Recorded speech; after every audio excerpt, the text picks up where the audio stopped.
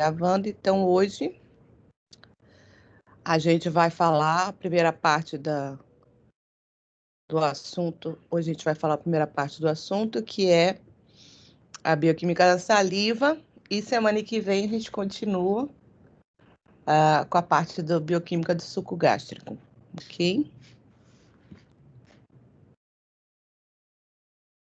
Então, a saliva, como vocês estudaram, é um dos primeiros fluidos que a gente vai estudar agora, do sistema digestório. É um líquido extremamente importante, que durante muito tempo as pessoas não tinham muito conhecimento, né? Ele é bastante heterogêneo e antigamente se achava que um dos principais motivos da saliva existir era para umedecer a cavidade oral e a parte oral da faringe e a língua e umedecer os alimentos, né? A saliva é chamada também de saliva integral, mista ou total. Mas hoje já se sabe que ela é fundamental para a manutenção não só da saúde da região bucal, da região oral, como de todo um organismo, porque, como vocês sabem, o tubo digestório ele é um tubo aberto, começa na boca e termina no ânus. Então, é uma superfície de contato com o meio externo e que, portanto, está sujeita a todo tipo de entrada, principalmente de micro-organismos que são potencialmente perigosos. Tá aí a gente trancado em casa, a gente sabe bem por quê, né? Porque o resto dos nossos órgãos, do nosso organismo, ele está num sistema fechado, com exceção desse tubo aberto. Também a saliva garante essa integridade dos tecidos moles, da gengiva e a mucosa, assim como a língua, também os dentes.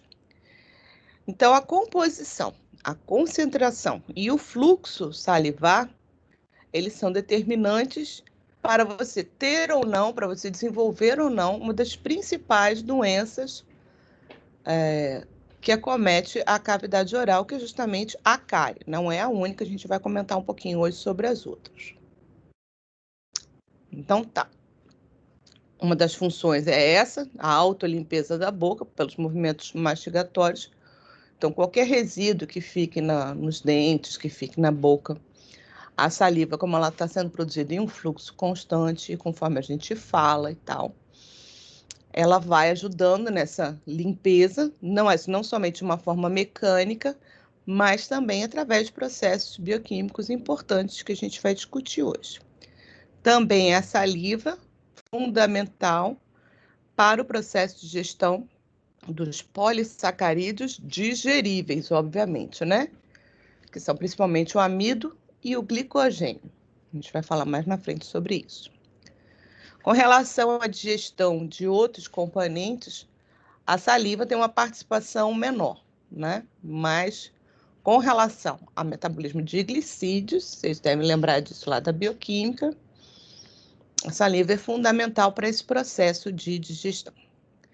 E aqueles polissacarídeos que não são digeríveis, a gente sabe que a gente não vai digerir em parte alguma. A gente vai chamar esses polissacarídeos de fibras, porque fibras são esses polissacarídeos, ou ainda oligosacarídeos, que não possuem enzimas, a gente não produz enzimas que sejam capazes de fazer sua digestão. E, portanto, eles entram e saem desse tubo digestório sem muita alteração, a não ser naqueles casos desses polissacarídeos que são digeridos pela microbiota local, principalmente pela microbiota intestinal. Também a saliva ela auxilia na regulação do pH do próprio ambiente, né, bucal. Tem os tampões salivares, a mucina contribui um pouco para isso, o bicarbonato e o monofosfato são os principais tampões que regulam o pH, a gente vai falar sobre isso, e isso ajuda a manter o pH equilibrado, evitando que a acidez ou alcalinidade excessiva formada nessa cavidade possa agredir principalmente os dentes. Então, aqui tem um resuminho de algumas funções da saliva, a gente já comentou algumas, além daquelas que eu já citei, né? A alta limpeza da boca, ação antimicrobiana, digestão do amido, lubrificação do ambiente e do alimento, também e neutralização dos ácidos bucais, também é a saliva importantíssima no processo de remineralização dos dentes, pois você já deve ter estudado que o dente não é uma estrutura estática, então ele está sempre tendo modificações que incluem uma reestruturação de sua camada mineral. Também é quem vai permitir que se perceba perfeitamente o sabor dos alimentos, e esta percepção de sabor, a gente comentou sobre isso na semana passada, quando a gente fez aquele trabalho falando sobre temas relacionados à cavidade oral. Quando a saliva não é produzida de forma adequada, os alimentos não são devidamente umedecidos, você também não consegue perceber adequadamente o sabor dos alimentos. Por quê? Os agentes de sabor que tem no alimento, eles precisam ser dissolvidos em um fluido aquoso, a base da saliva é aquosa, e dessa forma, esses componentes dissolvidos, solubilizados na saliva, aí sim eles podem se ligar aos receptores gustatórios que estão localizados nas papilas, principalmente na língua. Um outro papel importantíssimo está relacionado ao balanço hídrico sistêmico, né? Então, apesar da quantidade de saliva produzida não ser um volume muito grande, quando o indivíduo inicia um processo de desidratação, todos os fluidos biológicos do organismo à base de água, eles tendem a ser produzidos em menor quantidade, justamente no mecanismo de poupança, né? Para evitar que você tenha um agravamento da sua condição de desidratação. E, juntamente com isso, o mecanismo de sede será acionado para que você faça a ingestão hídrica adequada. Como a gente sabe que nem sempre isso é possível, o organismo vai fazendo essas readaptações. Alguém, por favor, desliga aí o som que está interferindo aqui.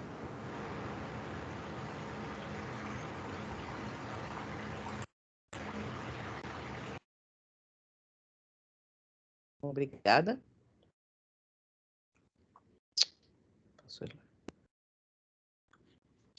E esse é um dos mecanismos de regulação da quantidade de água no organismo. E, finalmente, não menos importante, a parte de excreção.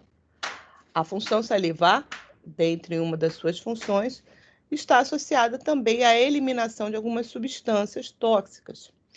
Tanto é assim que é possível se detectar na saliva substâncias químicas que estejam circulantes no organismo. Isso também serve para a detecção de uso de medicação, uso de drogas lícitas ou ilícitas, compostos orgânicos que estejam em excesso no organismo, tudo isso você pode fazer através da análise da saliva, da composição da saliva.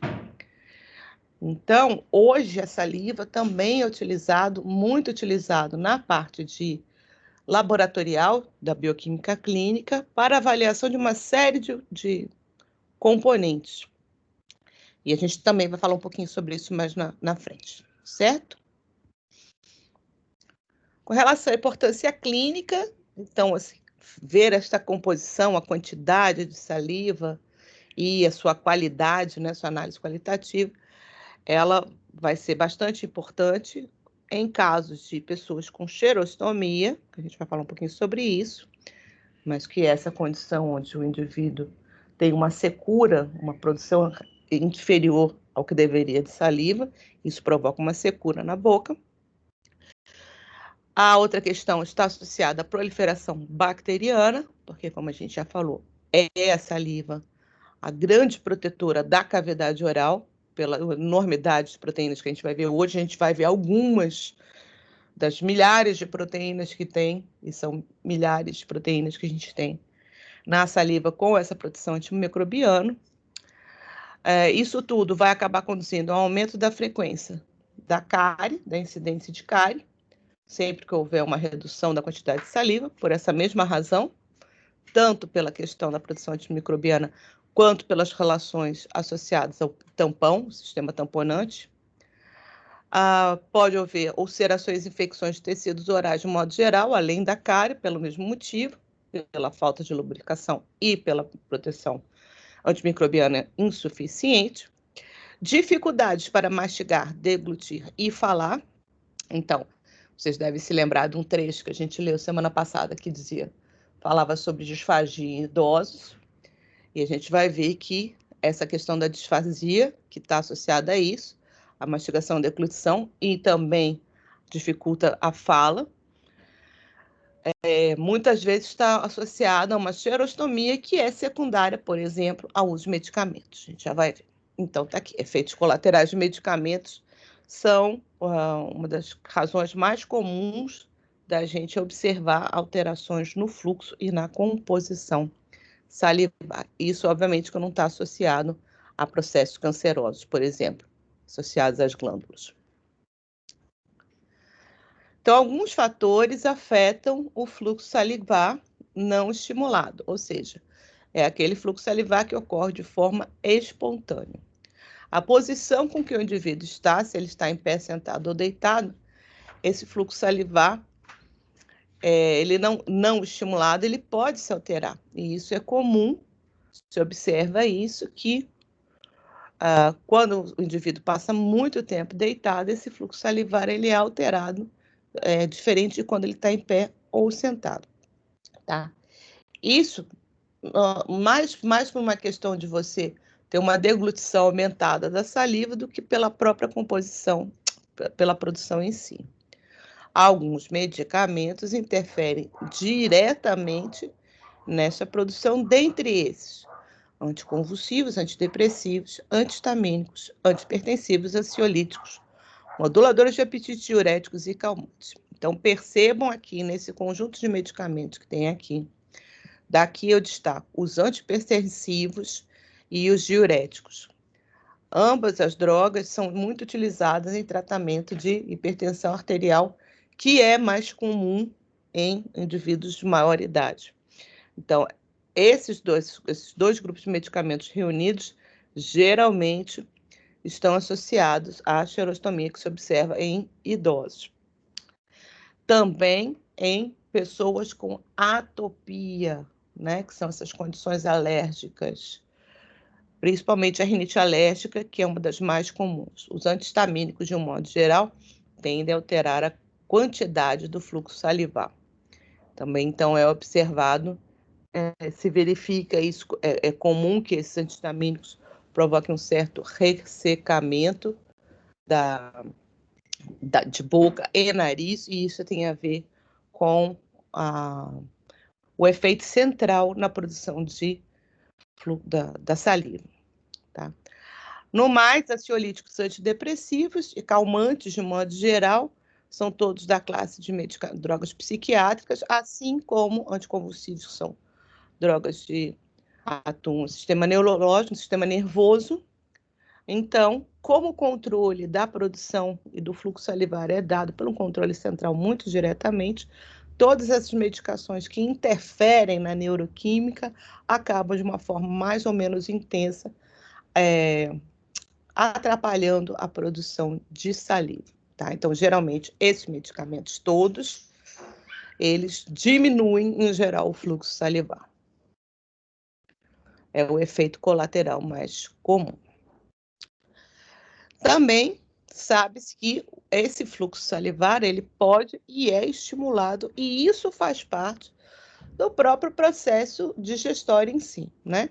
Então, a gente tem tanto estimulação mecânica quanto estimulação química, como fatores de estímulo, de aumento de fluxo salivar, tá? E aqui a gente tem uma representação de um experimento bastante simples, que utiliza gomas de mascar com e sem sabor, tá? Então, a goma de mascar, eu não sei se vocês sabem, a base de um chiclete, né? A base de chiclete é uma goma à base de petróleo, derivado de petróleo, que não tem gosto de nada, tá? Um chiclete que a gente costuma comer, ele tem aromatizante para dar cheiro e ele tem um flavorizante para dar sabor. De hortelã, de tutti-frutti, seja lá o que for. Mas todo mundo sabe que se você ficar mastigando chiclete muito tempo, o gosto vai embora. Então, aquilo que resta é essa goma base. Na linha preta, lá embaixo, a gente tem um fluxo salivar não estimulado. E você vê que passado aí 10 minutos, ele não se altera. Então, esse é o fluxo basal de saliva. Quando você pega e dá uma goma base para o indivíduo, que é esta linha verde, imediatamente, na hora que você começa a mastigar, no primeiro minuto, você já percebe um aumento desse fluxo salivar, e se você permanecer mastigando, ele vai reduzir, mas ele sempre vai continuar superior ao fluxo basal que você tem. Por quê? Porque você está fazendo uma estimulação mecânica. Se ao invés de goma base eu utilizar um chiclete, ou seja, sabor, com sabor, como eu falei para vocês, então existem agentes de sabor ali, o sabor morango, o sabor tutti-frutti, o sabor hortelã, vocês percebem que esse aumento ele é de quase 6 vezes o fluxo basal e mais que o dobro do que só da goma base. Então, aqui fica bastante evidente como há um estímulo químico. Então, não é só a questão de você fazer a movimentação mandibular que vai fazer com que o fluxo aumente.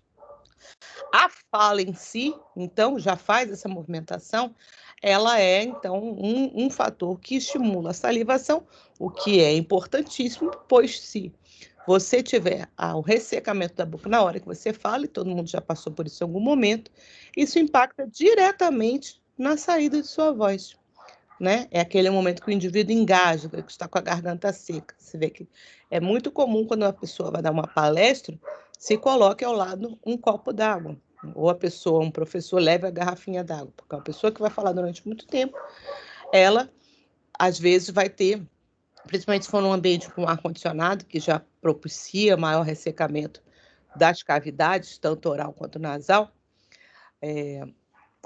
e esse ressecamento, ele chega até as cordas vocais e isso interfere no processo de fonação, tá? Então, por isso que quando a gente fala e a gente se articula para falar e a gente abre bastante a boca, esse movimento em si já promove uma salivação. Também é comum vocês perceberem isso, já devem ter reparado, quando uma pessoa começa a falar muito rápido, quando ela está com raiva, você fala, ai, que nojo, acumulou uma saliva no canto da boca. Porque aí é uma hiperestimulação, a pessoa fala tão rápido e tão alto, e ela movimenta tanto, que ela tem essa hipersalivação. Então, esse é um processo que é necessário, essa estimulação mecânica, para ajudar já nesse dia a dia, principalmente na fonação. Agora, essa estimulação da salivação por via química, ela é necessária porque é nesse momento que se identifica...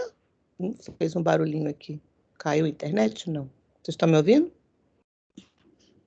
Alô? Estamos sim, professora. Tá ouvindo um barulho? Fez tolom. Achei que tinha caído alguma coisa. Ela vai, então, dar início a todo o processo digestório. Então, a gente precisa ter o reconhecimento dessas partículas de sabor. Por quê? Todo o controle agora desse processo de alimentação que se inicia... Meu Deus, o que é este barulho?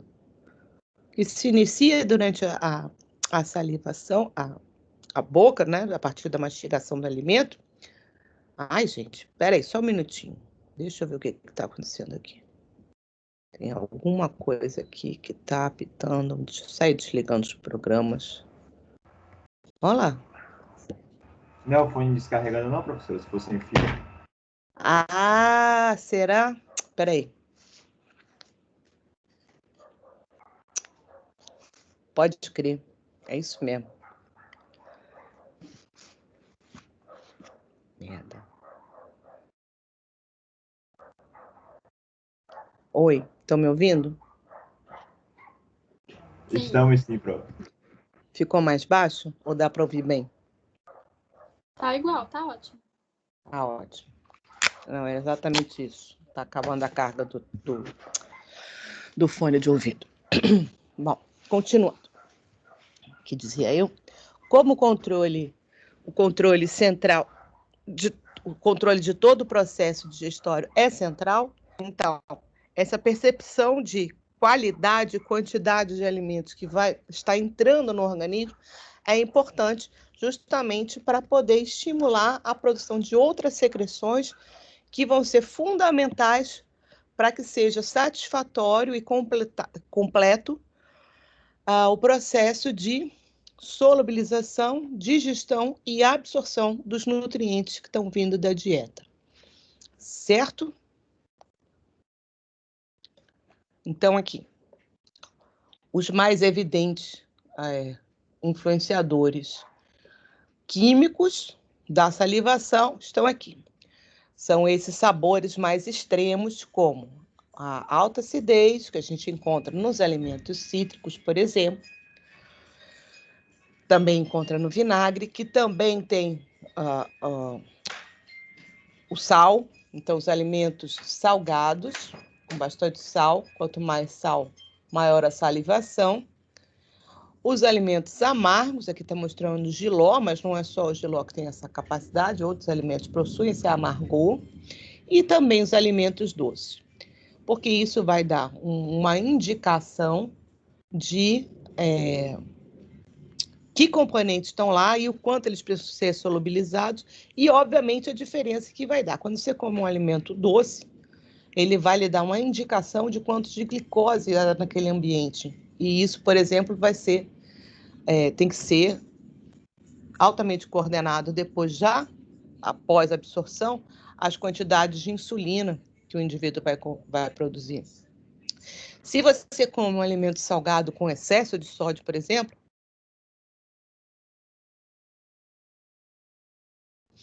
você vai absorver desse sódio, o quanto... meu Deus!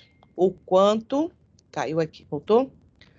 O quanto você vai precisar...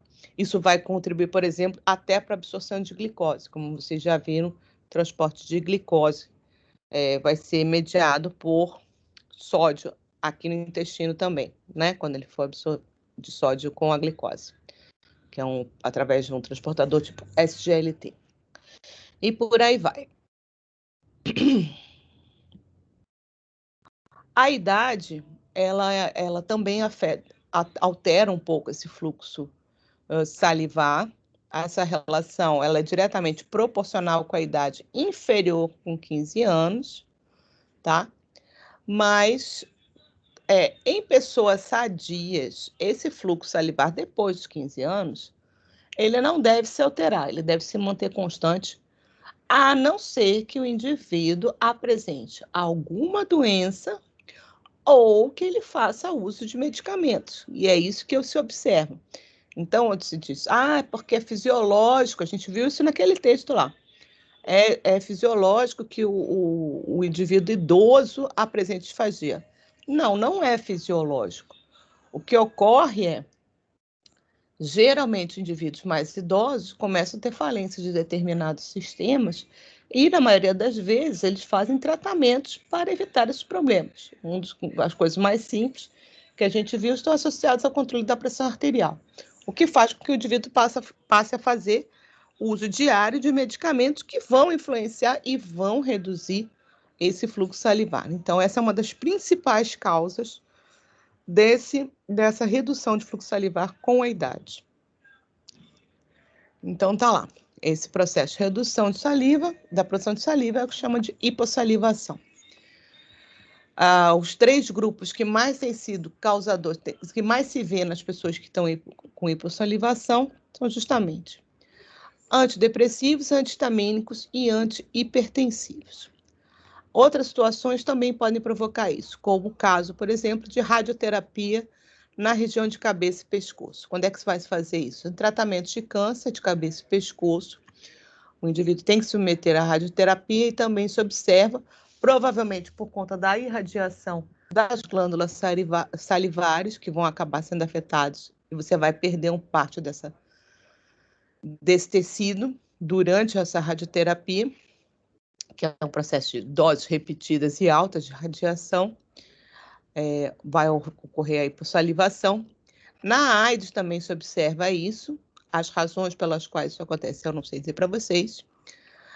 Na síndrome de Sjögren,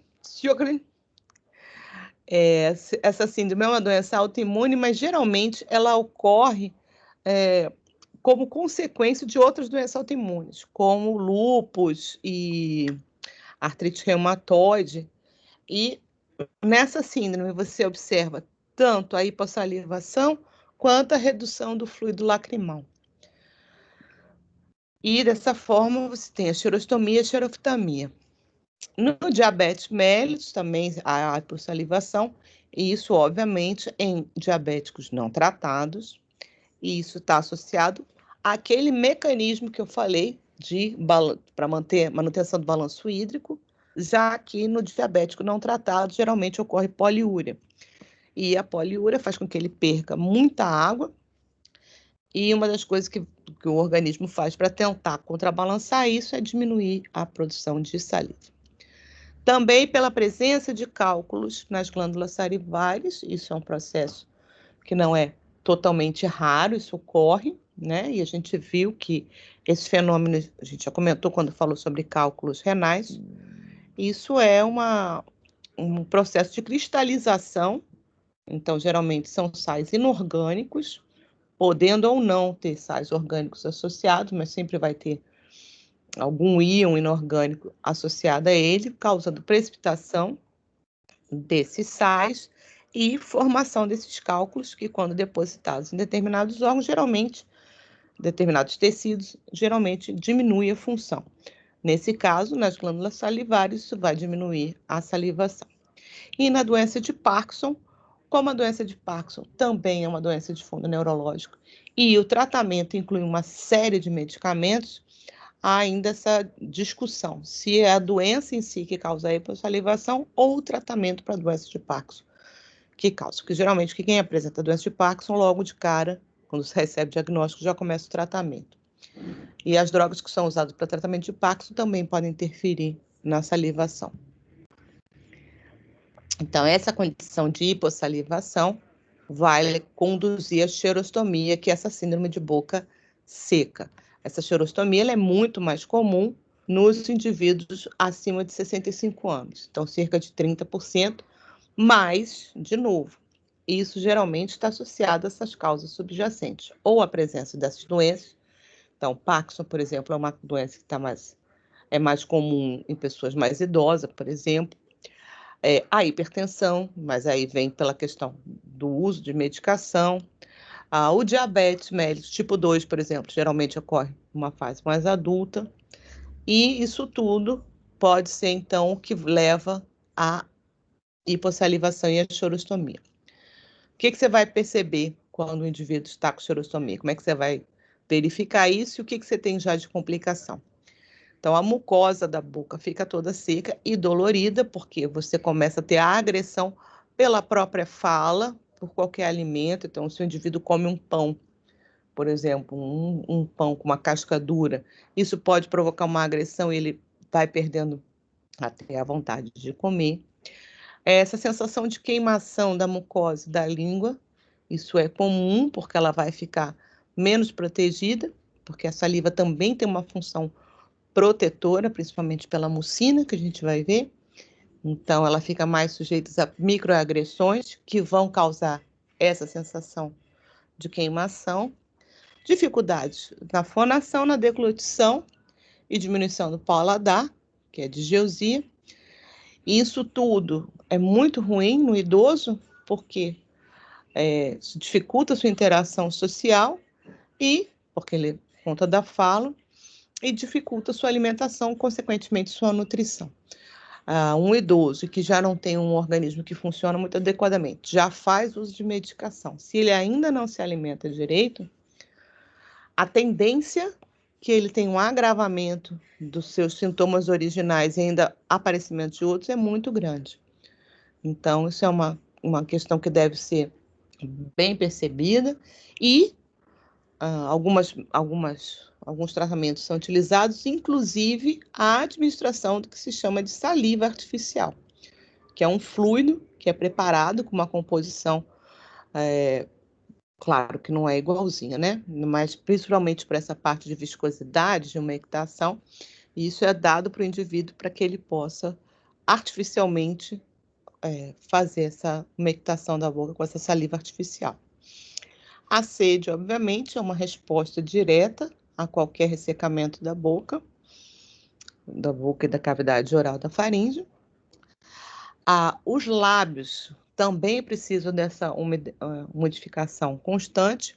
Caso contrário, todo mundo já percebeu, já teve os lábios rachados, ou por conta de frio intenso, ou por conta de calor intenso. E isso pode levar a infecções na boca, inclusive a queilite angular. Queilite angular geralmente é um processo associado a leveduras oportunistas que estão na pele, principalmente Candida albicans, e vai dar justamente no canto da boca, que eu esqueci agora como é o nome, no cantinho da boca, vai abrir uma ferida, essa ferida infeccionada é muito dolorosa. A Cândida, essa mesma bactéria que provoca essa mesma levedura, que provoca a queilite angular, pode causar outros tipos de infecção oral, então como a candidíase oral, então vai acometer qualquer região da boca, na gengiva, a parte interna das bochechas, o fundo lá na cavidade oral da faringe, ela provoca umas lesões esbranquiçadas e bastante dolorosas. Diga, comissura labial. Obrigada, Nívia. Isso aí mesmo, exatamente, aí que faz a feridinha. E a doença periodontal que vocês discutiram no outro dia, quando fecharam o caso, né? Doença periodontal é uma das maiores causas de perda de dentes em pessoas idosas. E muitas vezes ela pode começar disso daí, simplesmente uma questão de hipossalivação que poderia ser corrigida de cara antes de ter todas essas complicações. Vixe, são uns quadradinhos aqui que eu não sei o que é. Espero que não atrapalhe vocês verem. Bom, a saliva é uma solução hipotônica.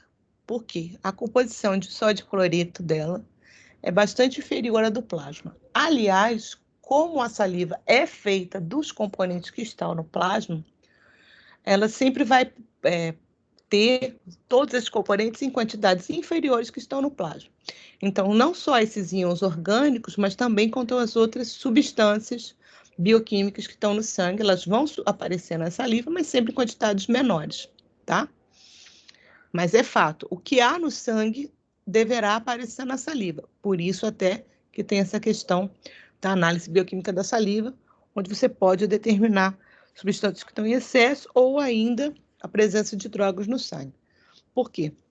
Toda vez que se forma saliva, assim como se forma a lágrima, assim quando se forma o suor, assim como se forma o leite materno, toda vez que a gente produz secreções, essas secreções são feitas a partir de componentes do plasma e elas sempre vão ter nessa composição substâncias que estavam no sangue, sempre em quantidades menores. Na saliva natural, além de a gente encontrar sódio cloreto, a gente também encontra cálcio é importantíssimo, né? Principalmente para a composição dos dentes, magnésio, H+, cloreto, bicarbonato, os íons monofosfato e bifosfato e fluoreto. Todos esses íons juntos, eles auxiliam no equilíbrio osmótico da saliva, na parte do tamponamento do fluido salivar, assim como nos processos de mineralização e remineralização dos dentes. É na saliva que a gente encontra os principais reservatórios de cálcio para essa remineralização dentária e a quantidade de fluoretos presentes também vai contribuir nesse processo da mineralização. Vale lembrar, como eu acabei de falar anteriormente, que geralmente esses cálculos que a gente observa em glândulas salivares que podem provocar hipossalivação são geralmente sais de cálcio. É o cálcio ligado a algum um outro íon, geralmente ânions, podem ser até ânions orgânicos mesmo. A concentração de fluoretos na saliva está diretamente relacionada com seu consumo na dieta.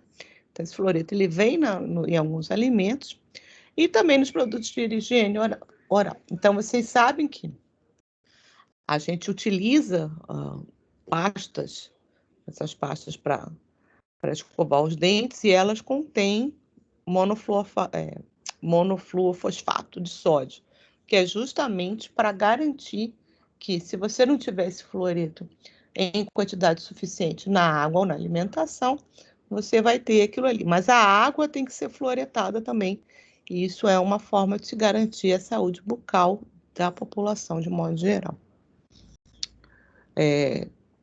Também se recomenda que se vá frequentemente ao dentista para fazer uma avaliação da saúde bucal, e geralmente ele faz uma aplicação extra de flúor quando a gente vai lá. Meu Deus, cadê? Sumiu? Era para aparecer. Bom, com relação aos tampões salivares, são 3 os principais, aqueles que auxiliam na manutenção do pH salivar. Então, o mais importante é o bicarbonato, como vocês sabem. O bicarbonato também é o tampão mais importante do sangue. E para que ele se forme, a gente tem a participação de uma enzima, que é a anidrase carbônica. Essa enzima é abundante em todas as partes do nosso organismo. Então, a gente tem a anidrase carbônica na saliva, assim como a gente tem no sangue, como a gente tem dentro das células. E essa anidrase é que permite que se realize essa reação, onde ocorre a reação da água com CO2, com a formação de ácido carbônico, e que o ácido carbônico possa se dissociar em bicarbonato e H+. Então, este tampão, ele tem uma constante de dissociação de 7,4 e geralmente deixa os fluidos onde ele está presente, dependendo da quantidade que ele tem, em torno deste valor, podendo ser um pouco abaixo e um pouco acima. E, de fato, o pH salivar, apesar de alguns dizerem que ele é neutro, ligeiramente básico, o pH salivar dos indivíduos, feito com a média, independente da idade, ele varia entre 6 a 8. E isso depende de uma série de fatores, inclusive da composição da microbiota oral, que é muito diferenciada de um indivíduo para o outro, tá? Além do bicarbonato, um outro importantíssimo tampão, que a gente também tem no sangue, é o tampão fosfato. Ele tem uma quantidade elevada na saliva não estimulada, e a concentração dele aumenta com o fluxo salivar, que geralmente, quando você tem um estímulo da salivação, aumenta a produção de bicarbonato e a liberação de bicarbonato. E naquele fluxo basal, geralmente o tampão que está mais presente é justamente o fosfato. Repare que a constante de dissociação do tampão fosfato é 6,86. Então, de novo, ele tampona nessa região, um pouquinho acima, um pouquinho abaixo, e é por isso que a gente consegue manter até essa faixa de 6, 6 e pouco, até mais ou menos 8. Então, entre 6 e 8 ainda é considerado uma faixa de pH segura para a manutenção de saúde oral, ok?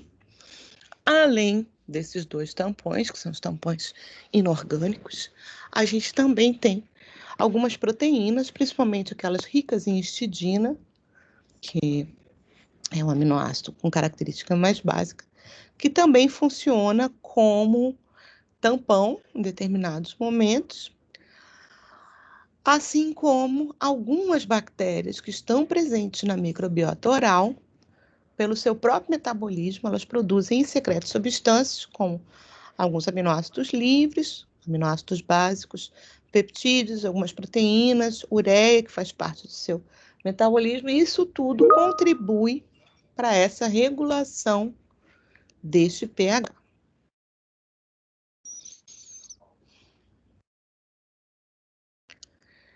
E os fosfatos? Então, além de ter essa importância enorme como mantenedores do pH salivar, eles também são importantíssimos para o controle do quê? Da formação dos cristais de hidroxiapatita. Os cristais de hidroxiapatita são aqueles que são formados para dar origem aos dentes, né? Então, toda a composição da parte mais rígida do dente, ela é dada por esses cristais de hidroxiapatita, que são nada mais, nada menos que sais de fosfato de cálcio, ok? Quando o pH da saliva está acima de 6, que é considerado normal, você tem vários fosfatos livres. Se o pH reduzir e ficar inferior a 5,5, esses cristais de hidroxiapatita se dissolvem e liberam mais fosfatos para justamente tentar equilibrar o pH salivar. Então, isso é uma forma que se tem de regulação do pH. O que está mostrando aqui é difusão de carboidrato e sacarose. Qual é a grande questão com relação a doces e cárie, né? Que se fala tanto em crianças, isso é tão comum. A sacarose, ela é um açúcar que é bastante fermentável pelas bactérias da microbiota oral. E o que significa isso? Elas não fazem uma digestão completa dessa sacarose. Essa sacarose ela vai ser digerida em glicose e frutose. Essa glicose e frutose vão ser parcialmente oxidadas e vão gerar compostos ácidos. Ácido lático, ácido acético, ácido pirúvico, ácido propiônico, ácido butírico, a depender da bactéria que está fazendo o consumo desse açúcar. E esse aumento de ácidos é que produzidos pela fermentação bacteriana, é que vai justamente ser o perigo, pois essa quantidade de ácidos pode ser superior à capacidade tamponante da saliva por si. E é por isso que nessa situação ocorre esse processo que a gente estava falando aqui com relação aos fosfatos, para tentar equilibrar o pH salivar e reduzir os danos que a acidez excessiva da mucosa oral pode causar a toda a mucosa, inclusive aos próprios dentes. Então, está aqui mostrando as reações de equilíbrio entre as espécies de fosfato, como é que elas podem captar o H+, que está em excesso, quando houver esse fenômeno de acidez, por exemplo, pela produção de ácido orgânico de cadeia curta pela microbiota oral, e dessa forma você consegue manter o pH dentro daquela faixa que é adequada. Obviamente, como era de se esperar, se isso for um processo constante, o que vai acontecer? A desmineralização dos dentes. Então, também é muito comum você perceber crianças que não têm uma boa alimentação e não têm uma boa higiene oral, que esses dentes eles começam a se tornar manchados, eles começam a se tornar translúcidos. E este processo, muitas vezes, ele é um processo precário, que significa que esses dentes eles estão ficando menos mineralizados e, portanto, eles passam a ficar mais frágeis.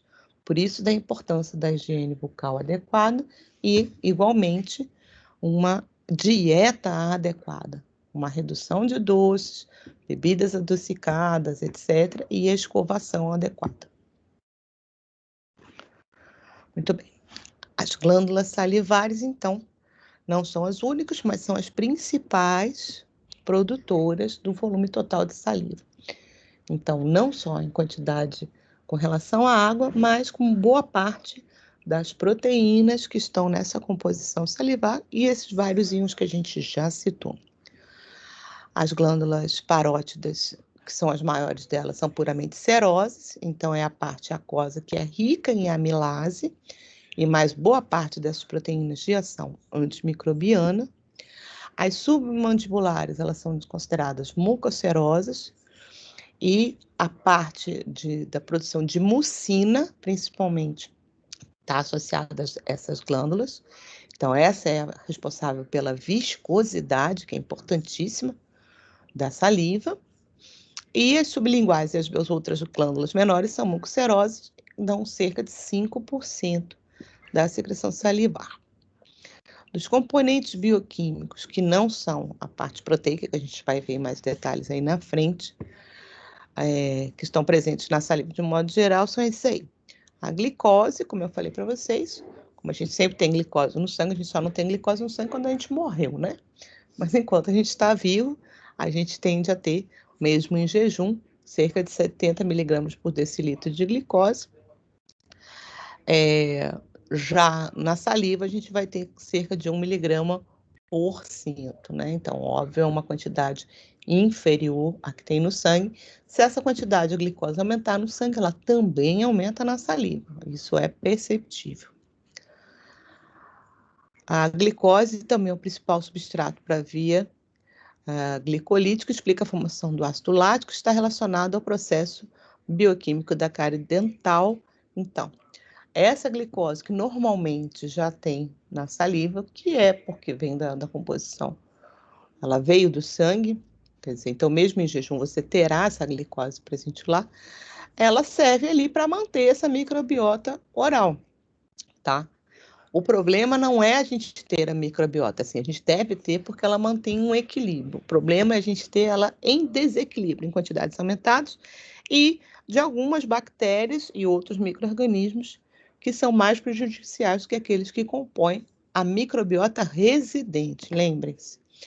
Tubo aberto, da boca ao ânus. Então, a gente tem microbiota da boca ao ânus, e esta microbiota é residente, a gente precisa dela para sobreviver, tá? Então, isso é a natural.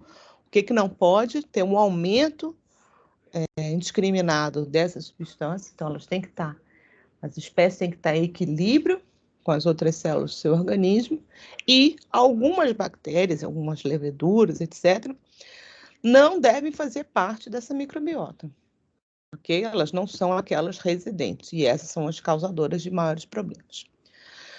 Citrato, lactato, amônia, ureia, ácido úrico, creatinina, colesterol, AMP cíclico, todas essas substâncias, elas estão circulantes no sangue, mas elas também fazem parte do metabolismo das próprias células que compõem os tecidos da cavidade oral. Então, a gente vai encontrar sempre na saliva essa composição também.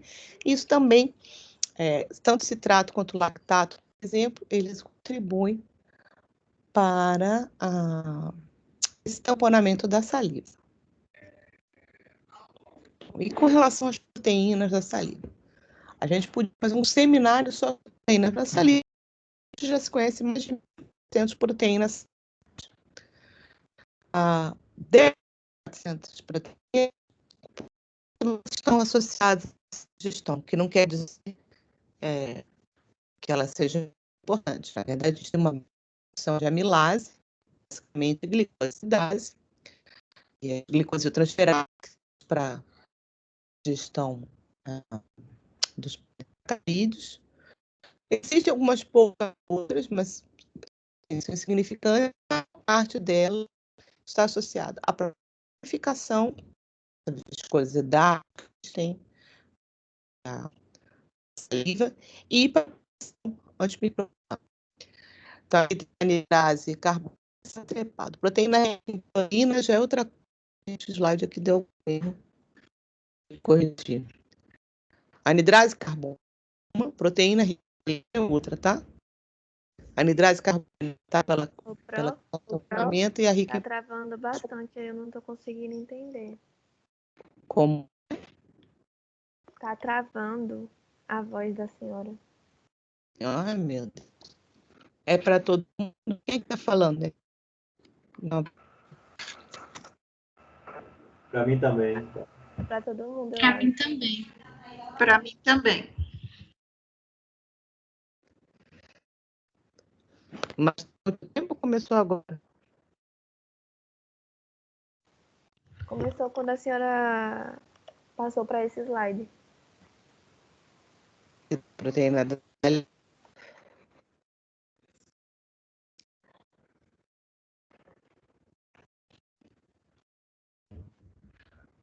Deixa eu ver.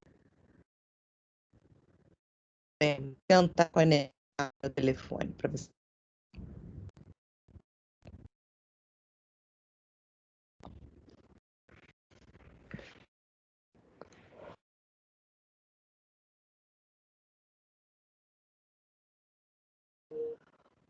Oi. Vê se melhorou. Melhorou. Melhorou? Pronto, eu conectei no meu celular. Muito bem. Da onde que vocês pararam de ouvir? Proteínas da saliva, a gente já não ouviu mais nada. Ah, mas antes estava ouvindo direitinho, né? Isso. Pronto. O que eu estava dizendo aqui é que existem mais de 1.400 proteínas já identificadas na saliva de indivíduos saudáveis. E que dessas 1.400, são pouquíssimas que estão associadas à digestão. Principalmente associadas à digestão são as amilases, as alfa-amilases e as glicosiltransferases. Outras enzimas que são às vezes associadas, porque também tem lipase, que tem nuclease, que são quantidades muito pequenas e que são muito insignificantes com relação ao processo digestório em si. O que é realmente da saliva que é importante é essa parte de digestão inicial dos polissacarídeos digeridos, amido e glicogênio, ok? Fora isso, a gente tem uma quantidade boa de anidrase carbônica, como eu acabei de falar, e o que eu estava dizendo é que esse slide saiu junto, anidrase carbônica e proteínas ricas em prolina, que não é a mesma coisa. Isso era na linha de baixo, eu sei lá porque ficou na mesma linha, tá? Aí a gente tem as proteínas de ação antimicrobiana, como a cromogranina, como as lisosimas, por aí vai. A raptocorrina é uma proteína muito importante que tem na saliva, tem pequena quantidade, mas a sua ação é fundamental, porque dela depende o transporte adequado de vitamina B12, e a gente vai falar um pouquinho mais sobre isso na próxima aula.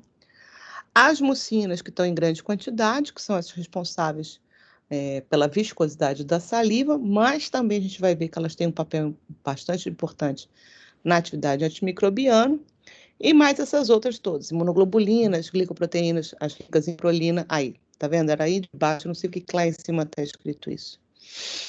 As cistatinas, essa EPGP, todas essas, lactoperoxidase, catecilidinas, todas elas são de proteção antimicrobiana. Então, com relação à digestão de carboidratos, é a amilase salivar, que está em maior quantidade, ela representa quase metade dessas proteínas salivares, e elas são responsáveis, elas são chamadas de alfa-amilase, porque elas são responsáveis pela digestão de ligações do tipo alfa-1,4, que existe tanto na amilose, que é a parte linear do amido, assim como nas cadeias lineares do glicogênio. É o mesmo tipo de ligação que existe entre o glicogênio e o amido na amilose, nas cadeias lineares. Vocês devem se lembrar disso. Tanto o amido quanto o glicogênio, eles possuem cadeias lineares e ramificações. E uma das principais diferenças entre esses dois polissacarídeos é justamente a quantidade de ramificações que existe por molécula.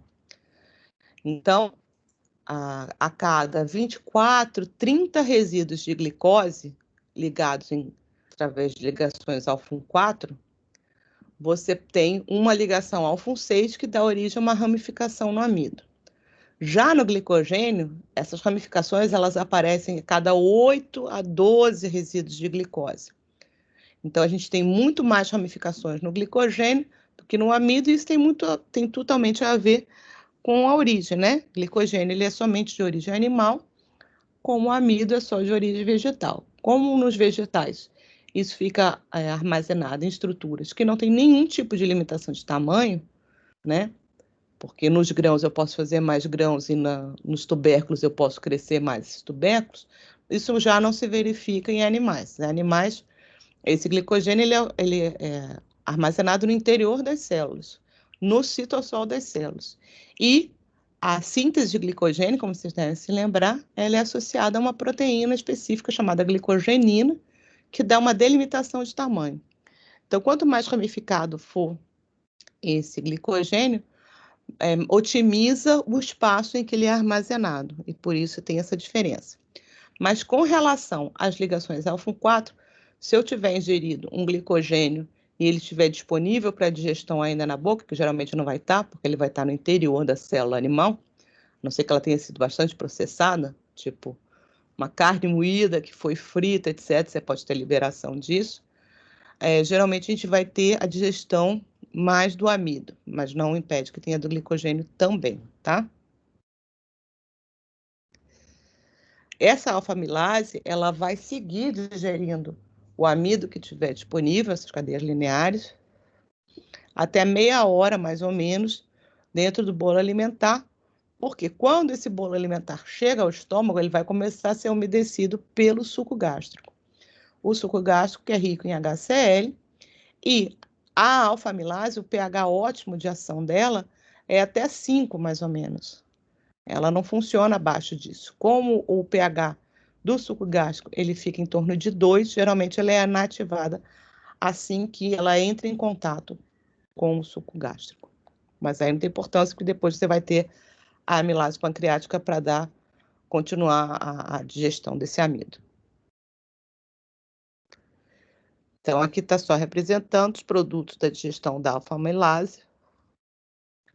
Então, ainda na boca, de novo, também dependendo do processamento desse amido. Então, quando eu como amido in natura, por exemplo, o amido extraído in natura, assim, na planta, se eu comer uma planta rica em amido, esse amido ele ainda vai estar dentro de um amiloplasto e vai estar dentro de uma célula vegetal. Então, muitas vezes, você, mesmo cozinhando, você ainda não consegue, por exemplo, desfazer a camada de célula vegetal, da parede vegetal que tem em volta dos grânulos de amido. Então, isso demora mais para você digerir, e às vezes você nem digere, tá?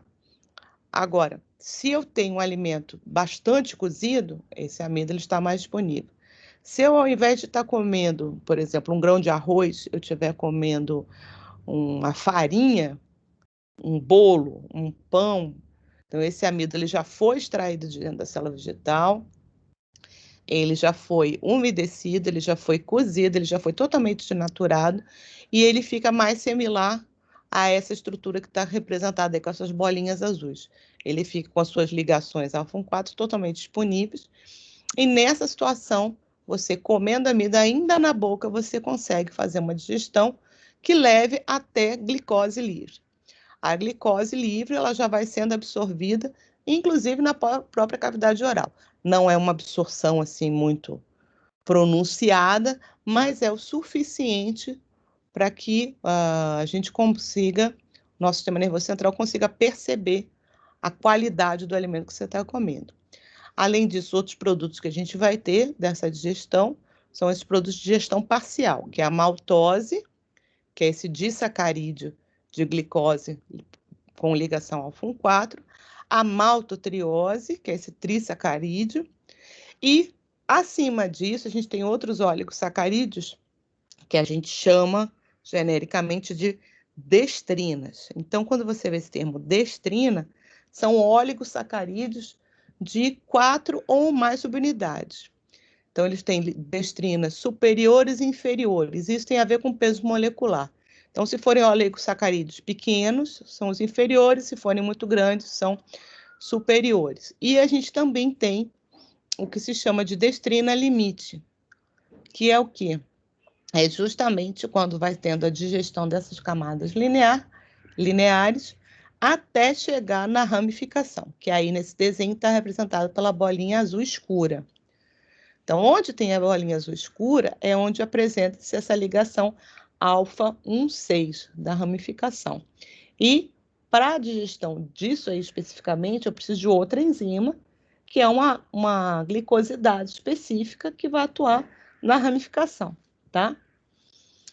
Como a gente não tem uma produção suficiente dessa enzima na saliva, isso é chamado de limite, porque a gente vai acabar ingerindo essas destrinas limites para que elas sejam posteriormente digeridas pelas enzimas pancreáticas, que essas sim têm a capacidade de digerir a ligação alfa 1,6. Então, essa composição de amido, ela varia muito de alimento para alimento, tá?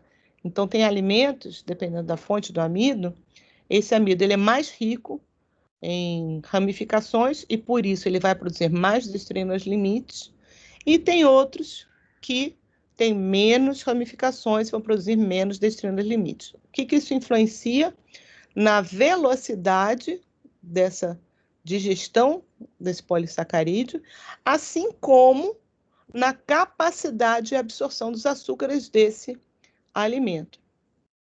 E isso tudo, então, vai fazer diferença, porque aquele açúcar que não for digerido, ele vai se comportar como fibra, tá? Porque fibra é todo aquele componente que a gente não pode digerir.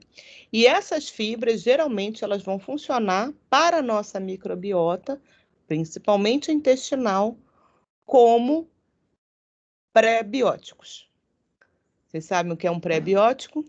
E qual é a diferença para um probiótico?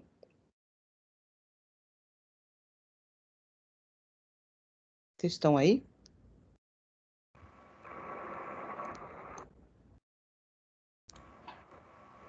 O probiótico seria os próprios micro-organismos que ali vivem, e o pré-biótico seria os micro-organismos mais os substratos que favorecem a sua... O probiótico é quando você toma diretamente, por exemplo, um Activia com lactobacilos vivos, um Yakult, um leite fermentado.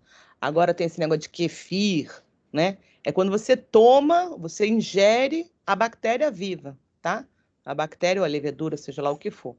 Bactérias e leveduras que fazem parte, que entram na composição da sua microbiota saudável. Um pré-biótico é um alimento para a sua biota, entendeu? Então, pré-bióticos geralmente são oligosacarídeos fermentáveis por essa microbiota.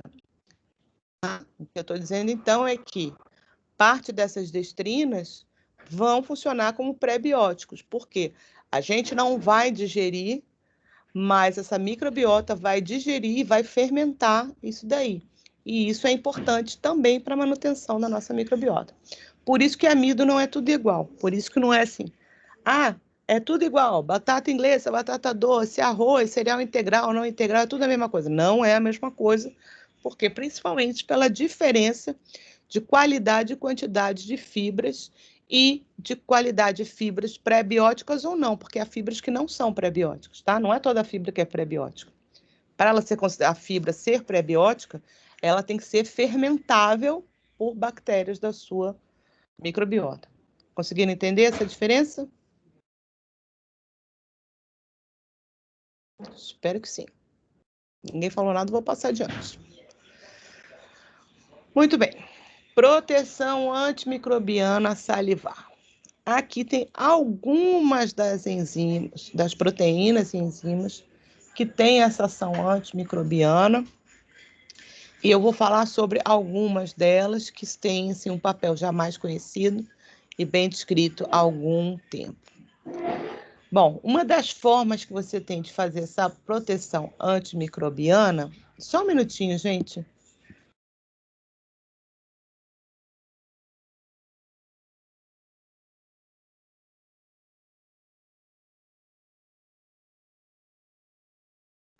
Tá ali.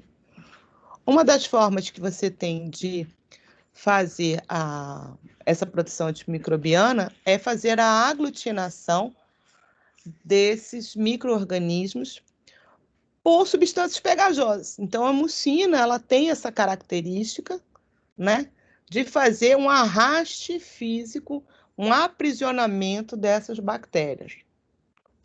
Outras proteínas, como a imunoglobulina a glicoproteína 340 e as colectinas também vão contribuir por outros mecanismos para fazer essa agregação de bactérias e isso vai permitir com que elas sejam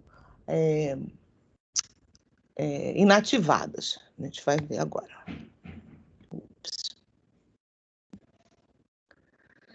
Então, o que são essas mucinas? Essas mucinas são glicoproteínas. Vocês se lembram quando a gente estudou isso lá em bioquímica?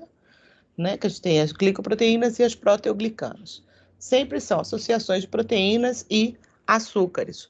O que vai fazer diferença é o conteúdo de parte proteica, ou seja, o conteúdo de aminoácidos e conteúdo de carboidratos em cada uma dessas estruturas. Essas mucinas a gente vai encontrar em quase todo o organismo, principalmente no revestimento do que a gente chama de mucosa de um modo geral, tanto no trato respiratório, gastrointestinal, quanto no gênito urinário. Essas proteínas elas são muito grandes em tamanho, podem ter peso superior a mais de 1 milhão de Daltons, que é a unidade que a gente utiliza para calcular peso molecular de proteínas, e o peso pode chegar até 80% em carboidratos. Essas mucinas, elas têm 1/3 de aminoácidos, geralmente ou serina, ou prolina, ou treonina. E isso é importante justamente, principalmente no que se refere à serina e à treonina, devido à natureza desse aminoácido, que eles possuem hidroxilas, e muitas das ligações importantes que ocorrem através disso, principalmente pontes de hidrogênio com a própria água. Então, para a retenção de água, isso é importante. E as prolinas, elas são importantes para dar uma estrutura aberta dessas proteínas, que vai lhe dar essa característica de geleificar, de dar uma consistência de gel à mucosa. Essa coisa viscosa que a gente vê é uma propriedade de gel, que é com a água aprisionada.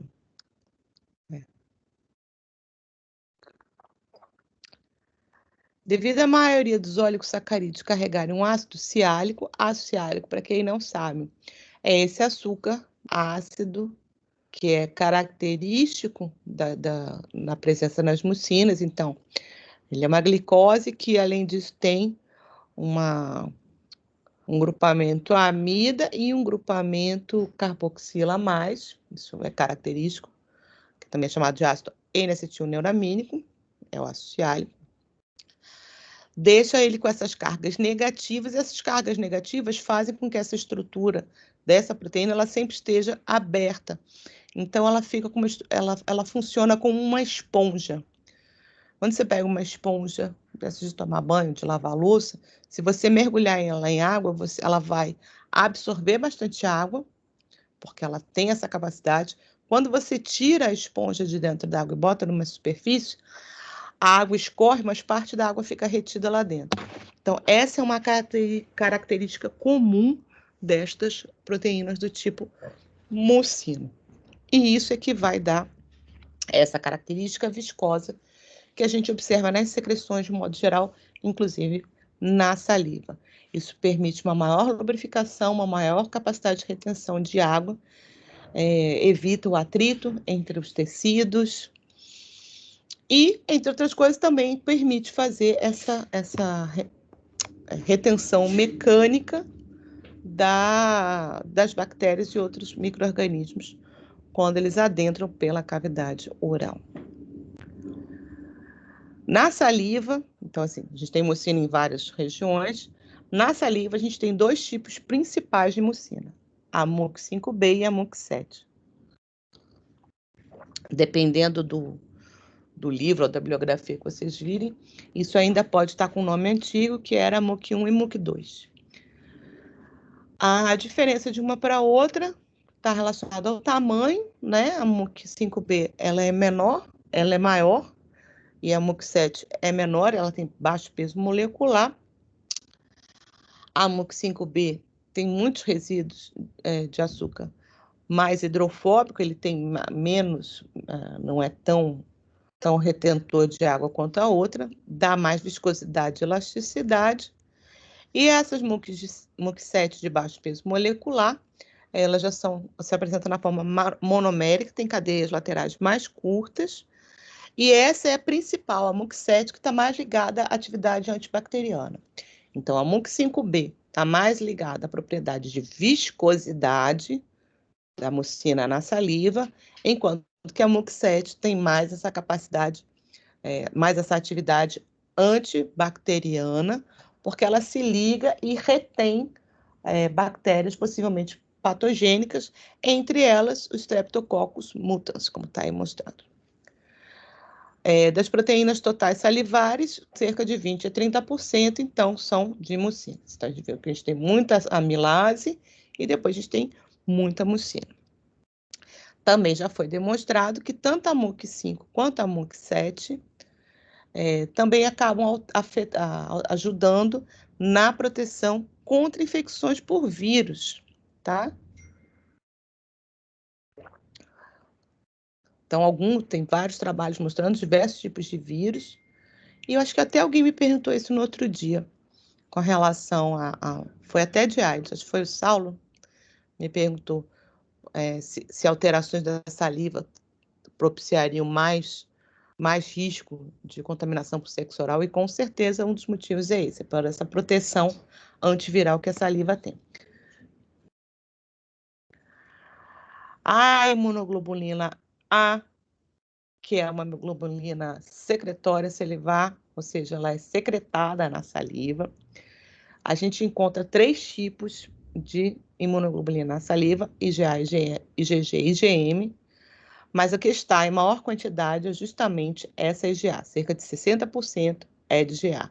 E essa IgA, ela tem uma afinidade específica não, mas maior, também por esses Streptococcus mutans, e impede que ela se ligue ao biofilme dentário, que é muito complicado. Esse biofilme dentário, ele é composto por uma camada bacteriana de bactérias residentes que estão ali num equilíbrio simbiótico com o seu dente. Quando o Streptococcus mutans se liga, ele interfere nesse equilíbrio e ele pode propiciar a cárie, tá? Existem alguns micro-organismos orais que têm proteases específicas para essa imunoglobulina, como esses que estão escritos aí: Porphyromonas gingivalis, Streptococcus pneumoniae, a Neisseria meningitidis e o Haemophilus influenza. O que significa isso?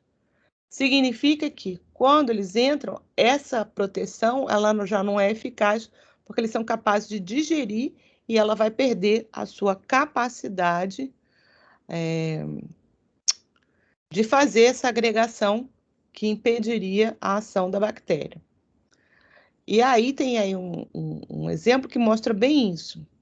Num estudo que foi feito com crianças de 3 a 5 anos, fazendo detecção de cárie, se avaliou tanto níveis de CD4 quanto níveis de imunoglobulina A. A CD4 vai estimular a produção da imunoglobulina A, e imunoglobulina A é o produto disso daí. Então, se percebeu, como aqui eu estou falando de imunoglobulina A, eu quis mostrar isso.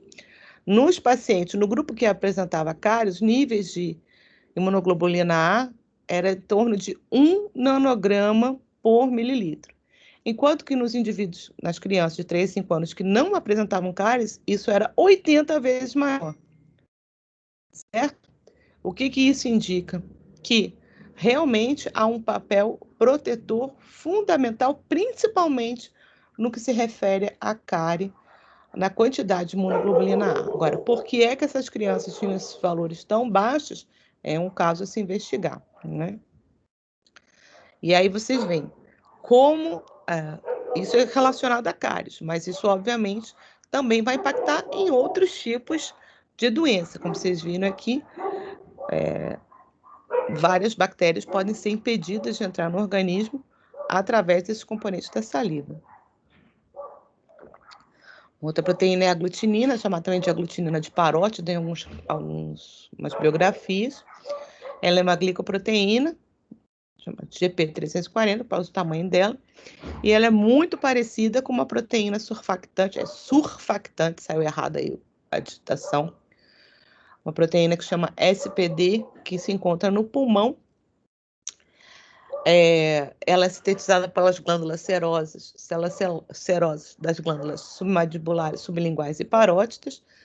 Tem um ácido ciálico ligado que se liga à lectina do Streptococcus, quer dizer, é o Streptococcus gênero, né? Então, vários tipos de Streptococcus.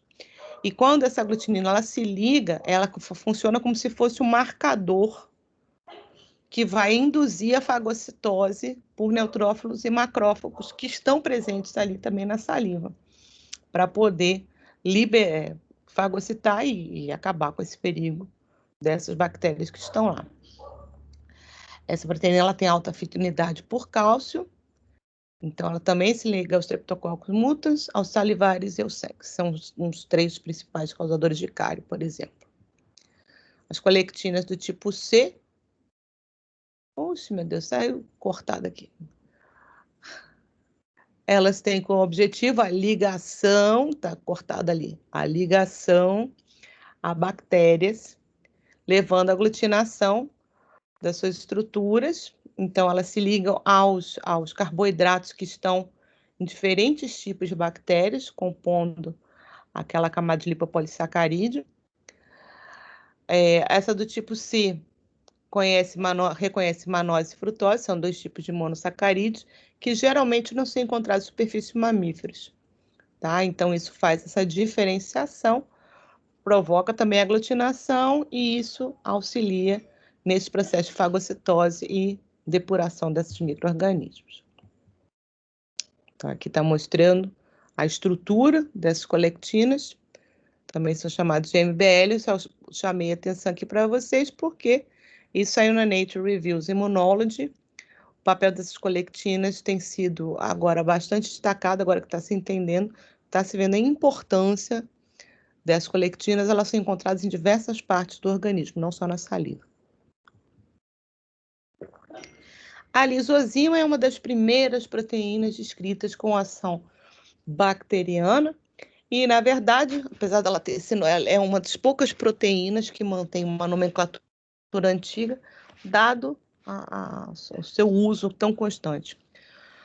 Como vocês devem se lembrar, proteínas, em geral, o nome termina em ina e não ima, ela chama lisozima. E proteínas que têm ação enzimática, que é o caso da lisozima, se terminam em ase. Mas pelo uso acabou ficando dessa forma. A lisozima, na verdade, ela é uma proteína do tipo glicosidase, porque a ação dela é promover a hidrólise das ligações glicosídicas da parede bacteriana, e isso faz com que essas bactérias percam sua estrutura e morram. Ela também é capaz de ativar algumas enzimas endógenas autolisinas que a gente tem, então ela auxilia no processo de lise bacteriana, porque quando ela altera a estrutura da parede bacteriana, ela acaba promovendo também essa ativação interna. Isso também auxilia nesse processo de aglutinação, pela desestruturação da bactéria, e tem algumas outras propriedades que foram descritas a umas zonas do C-terminal dela, que parece também ter papel nessa ação antibacteriana. A cromogranina A é uma proteína que tem em quantidade também na saliva. Quando ela sofre processamento, ela libera um peptídeo que é antimicrobiano, chamado de vasostatina 1. Agora, além de ter essa propriedade antimicrobiana, que já foi demonstrado que é contra fungos e vírus, que é muito interessante, também se observou que essa proteína é uma das proteínas da saliva que aumenta com estresse, juntamente com a amilase.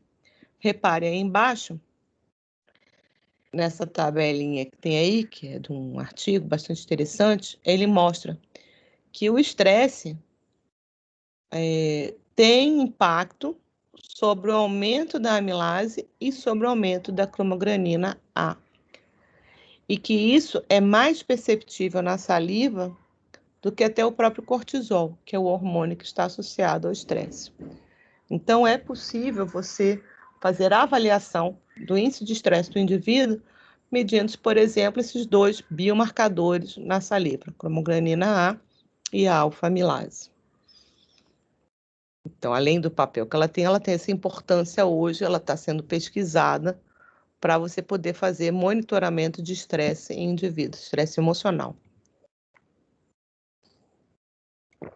As lactos, a lactoferrina e as outras que a gente vai ver agora, são glicoproteínas, no caso da ferrina, com atividade quelante de ferro. Que significa isso? Ela remove o ferro que está solúvel numa determinada solução, e isso lhe dá uma propriedade multifuncional, porque o ferro vai ser importantíssimo para o metabolismo tanto de bactérias, fungos, leveduras, parasitas e vírus. Como eles não têm, eles vão se alimentar daquilo que está disponível no ambiente, quando ela faz essa quelação do ferro, todos esses micro-organismos morrem de desnutrição, eles não conseguem se multiplicar pela ausência do ferro naquele ambiente.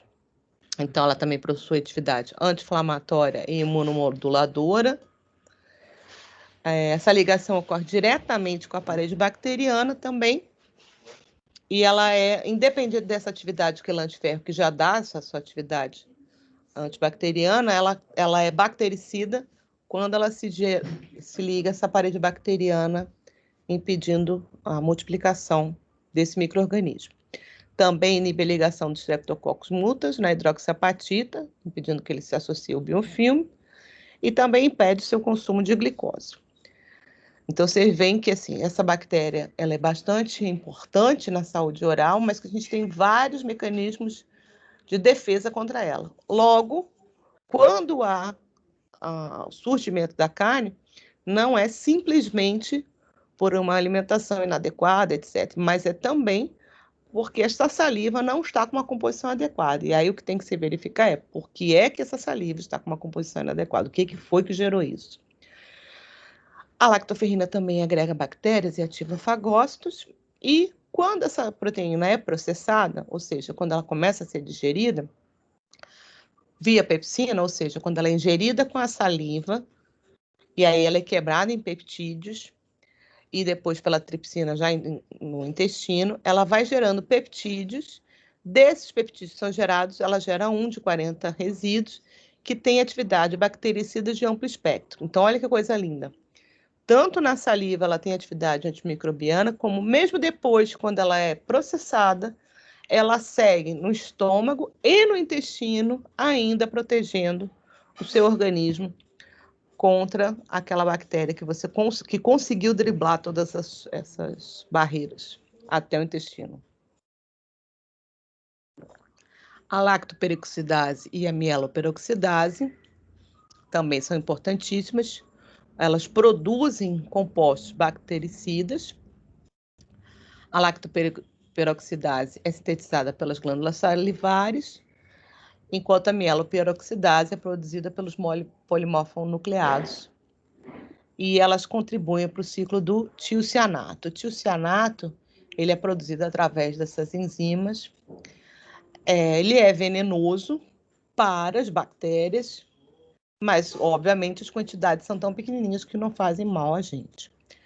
Previne o acúmulo de lisina e ácido glutâmico, reduzindo o crescimento bacteriano, que também são aminoácidos importantes para o crescimento bacteriano, e também contribui para a inibição do transporte de aminoácidos das bactérias, de um modo geral, todos os outros, e causam a lise, não é lide, não. Também está digitado errado aí, não sei o que me deu. A gente tem os peptídeos catiônicos, são esses ricos em histidinas, argininas e lisinas, são todos aminoácidos básicos, eles têm tamanhos variados, mas tem desses dois principais, o IST1 e o IST3, que têm propriedades antibacterianas, então ajudam na manutenção da integridade dos dentes. Eles têm esse nome de estatinas porque eles induzem a liberação de histamina e inibem proteases bacterianas, ok? Então, lembra que algumas bactérias têm essa capacidade de produzir proteases para se defender da proteção? Pois é, essas estatinas, elas revertem essa ação. E a IST5 é derivada da IST3, ou seja, depois que ela é processada, e ela atua no combate de formas patogênicas da Cândida albicans e outras espécies de Cândida. Então, tem essa atividade, além de antibacteriana, também é antimicótica, né? Defensinas também são ricas em arginina, que também é um aminoácido básico, são expressos no epitélio, pelo epitélio oral, tem ação bactericida também, mas atua em fungos, vírus, inclusive no HIV. A catelicidina, também encontrada no epitélio bucal na saliva, ela é produzida pelos neutrófilos e pelas glândulas salivares. Esse peptídeo, uma vez processado, gera esse outro peptídeo que se chama LL37, com atividade antibacteriana. E a estaterina, que é uma fosproteína ácida, produzida pela glândula sublingual submandibular.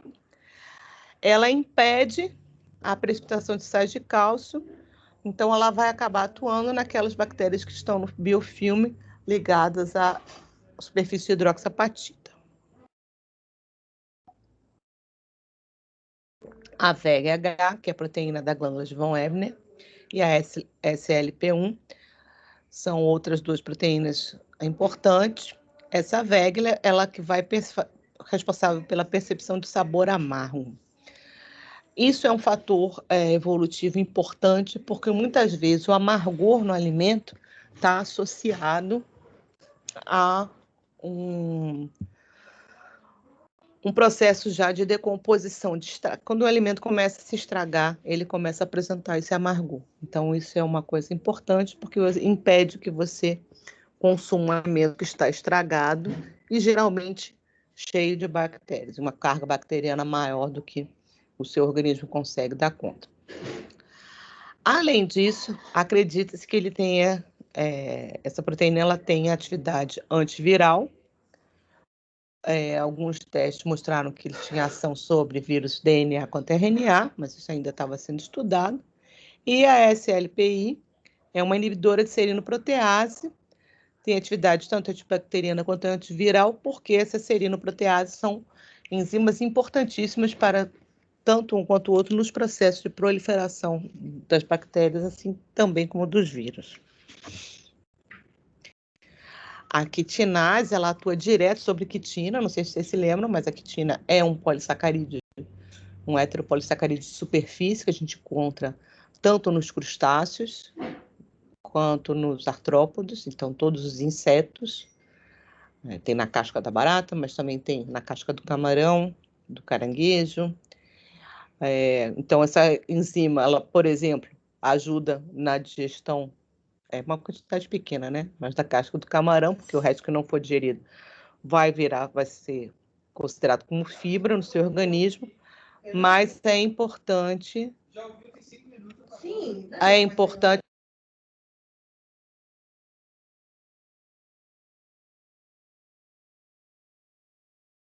Desculpem. Essa quitina ela está presente nos fungos também, em algumas leveduras. Então, ela tem essa ação antimicótica, porque todas as glândulas da cavidade oral produzem quitinase. Então, essa é uma das maiores frentes de defesa contra leveduras e fungos patogênicos que possam estar presentes na mucosa oral. A calprotectina compete com os micro-organismos pelo zinco, então seria um mecanismo semelhante que a gente viu da lactoferrina, assim, a remoção de um constituinte importante, componente importante da dieta do micro-organismo, fazendo com que ele morra de desnutrição. Também é produzida pelo epitélio bucal. Uma das coisas que se observou é que níveis elevados dessa proteína na saliva sugerem que há um processo inflamatório. Então, assim como a gente viu para a cromoganina e para a amilase como biomarcadores de estresse, essa proteína tem sido investigada como um marcador de inflamação oral. Então, aqui a gente tem um resuminho das defesas da cavidade oral, lembrando que, mesmo após a absorção, mesmo que depois ocorra a absorção de algum micro-organismo que eventualmente consiga ultrapassar todas essas barreiras, você ainda tem os componentes da imunidade interna que vão continuar, mas assim já vão receber uma carga muito menor do que recebe-se nessa cavidade oral. Ok? Então, aqui já é a parte de secreção gástrica. Esta parte veremos na semana que vem. Eu vou carregar para vocês. Eu vou corrigir uns slides aí que tinha alguma coisa errada, mas vou carregar lá para vocês aqui no Teams, tá? E eu acho que tem sobre essa parte de proteção das proteínas, de proteção antimicrobiana, eu vi um artigo bem legal, tem coisa que eu tirei inclusive de lá, em português. Se vocês quiserem, eu posso disponibilizar para vocês também, como fonte de consulta, se vocês quiserem. Tá certo? Vocês têm alguma dúvida? Queriam colocar alguma coisa? Eu vou aproveitar, então, vou parar aqui a gravação, que deve ter ficado toda picotada. E aí, quem não conseguiu assistir ao vivo, assiste aqui depois.